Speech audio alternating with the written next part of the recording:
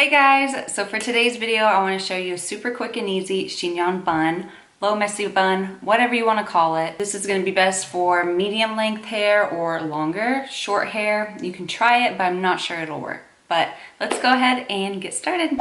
So as always with my hairstyles, I like to leave my bangs out. So I'm just pulling out some hair in the front on both sides and then gathering the rest of my hair in the back.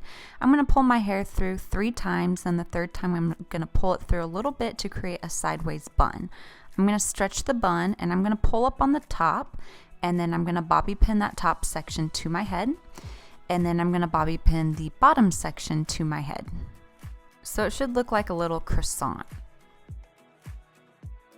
Then with the rest of the hair that's hanging out, I'm going to take that section of hair and I'm going to drape it across that bun that we just created. So I'm going to drape it across to the other side and then just start bobby pinning it all in place. It's okay if hair is left out, we are going to do something with it. Just make sure it's nice and secure. And then again, I'm going to take the top section and just kind of push it into my head and bobby pin it so there's not a gap.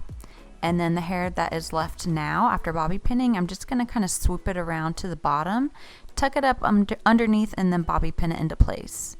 And just kind of continue putting in bobby pins.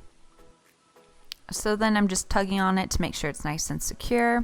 And then I'm going to pinch and pull around the crown of my head just to add some texture. So just pinch and pull as much as you feel like.